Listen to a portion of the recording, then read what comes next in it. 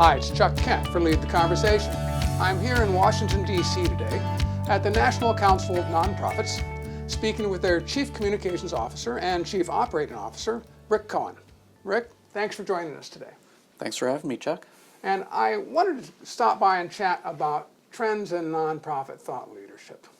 But first, could you define what thought leadership is to you in a not-for-profit sense? Sure. I think for nonprofits, thought leadership is two things primarily. One is in the realm of advocacy, in making sure that people know some of the issues that nonprofits are out there solving in our communities. And the other is that in the nonprofit community, we know that no one nonprofit can do this alone.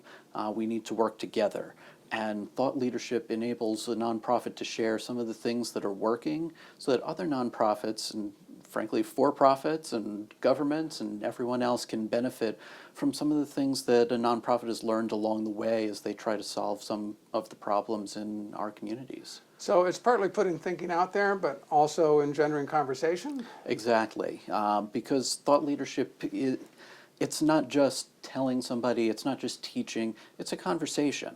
It's really sharing some of the wisdom that somebody has acquired, some of the lessons that they've learned along the way, and hopefully engaging with others so that they can learn from it and ask questions to learn more and to find out how those lessons can apply to the work that they're doing.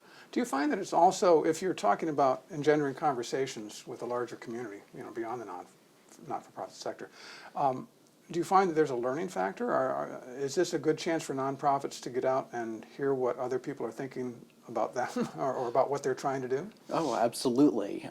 Because we're all trying to solve some such big things. We're trying to make a difference every day, and nonprofits aren't here to exist in perpetuity. There's certainly that school of thought out there about nonprofits wanting to put themselves out of business, and the best way to do that is to learn from others about what has worked. How did one campaign, how did one effort really make a big difference? How did the ALS Foundation do things around the Ice Bucket Challenge? It's just such a small example, and it didn't even come out of their own shop, but they were able to harness it, and they're making terrific advances. And not that everybody should be going out and trying to duplicate social media success. Pursuit of the viral moment. Yeah, it's just too difficult. You can't generate a viral moment. A viral moment has to happen. But once it did happen, how they were able to harness it and really start and make some additional advances beyond what they'd been able to do before. What types of thought leadership do you see being used well right now in the nonprofit sector? I think it's something where we've seen a lot more nonprofits getting into video. It started out however many years ago with blogging, and then it evolved into podcasting, and now it's evolved into short videos. And we're not talking about the length of a TED Talk, although some do that.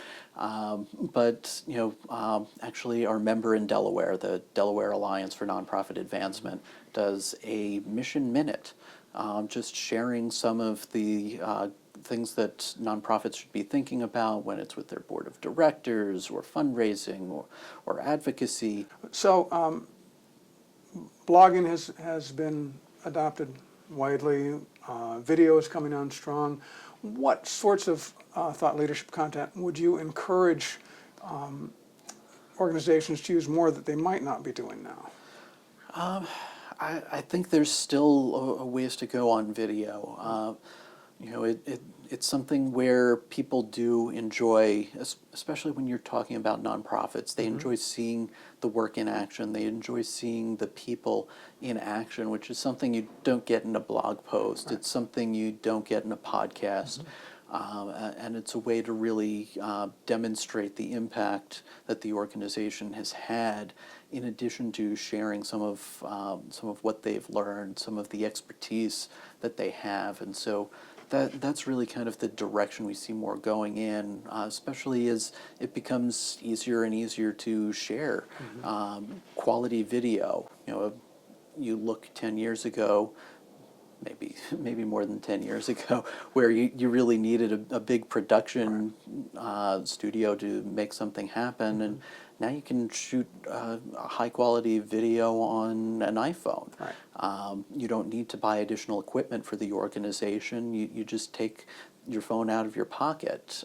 You don't need the fancy Adobe editing tools. You can just do things quickly and easily. So it's really put some of those things in the grasp of organizations that, quite frankly, didn't have the resources to invest in that sort of, I hate to call it infrastructure, but it is infrastructure.